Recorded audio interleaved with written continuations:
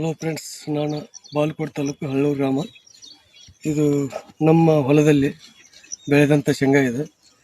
ಈಗ ನಾವು ಈ ಶೇಂಗಾ ಏನಪ್ಪ ಅಂತಂದ್ರೆ ವರ್ಷ ನಾವು ಏನಪ್ಪ ಅಂದ್ರೆ ಕೆಮಿಕಲ್ ಅಂದ್ರೆ ರಾಸಾಯನಿಕ ಗೊಬ್ಬರ ಹಾಕಿ ಬೆಳಿತಿದ್ದೀವಿ. ಈ ಸಲ ನಾವು MI ಲೈಫ್ ಸ್ಟೈಲ್ ಅಂತ ಒಂದು ಕಂಪ್ನಿ, ಒಂದು ಭೂ ಅಸ್ತ್ರ ಗೊಬ್ಬರ ಅಂತದ.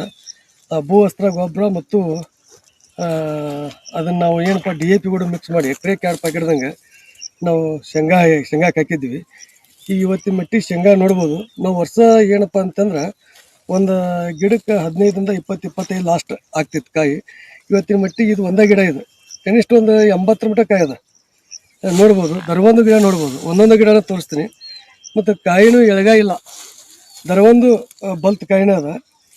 ಇಂಥ ಒಂದು ಭೂ ಅಸ್ತ್ರ ಗೊಬ್ಬರ ಹಾಕೋದ್ರಿಂದ ನಮ್ಗೆ ಏನು ಲಾಭಪ್ಪ ಅಂತಂದ್ರೆ, ನಮಗೆ ಭೂಮಿಯೊಳಗೆ ಇರ್ತಕ್ಕಂಥ ದೇವ್ರ ಕಡೆ ಅಂತ ಹುಳ, ಬಣ್ಣಿ ಹುಳ ಆಗಿರ್ಬೋದು, ಬಸವನ ಹುಳ ಆಗಿರ್ಬೋದು, ಆನಂತರ ಇವು ಈಗ ಸದ್ಯ ಮಟ್ಟಿಗೆ ಶೇಂಗಾಕ್ಕೆ ಕಡಿಯುವಂಥ ರಬ್ಬಲ್ ಹುಳ ಬರುತ್ತೆ.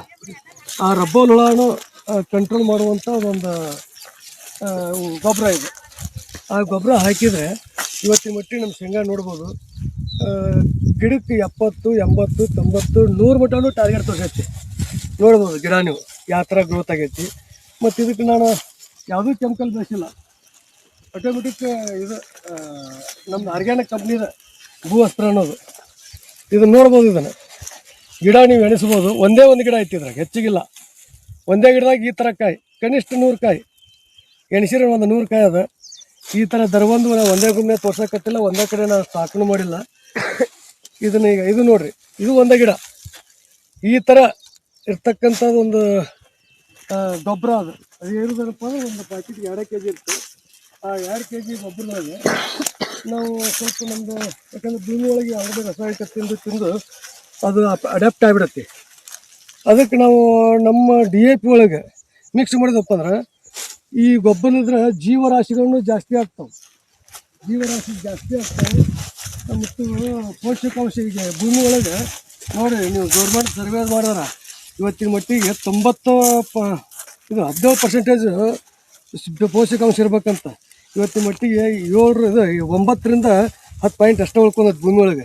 ಅಂದ್ರೆ ಯಾಕಪ್ಪ ಅಂದ್ರೆ ನಮ್ಮ ರಾಸಾಯನಿಕ ಗೊಬ್ಬರ ಬಳಸಿ ಈ ಥರ ಒಂದು ಭೂಮಿ ಕೆಟ್ಟು ಹೋಗೈತಿ.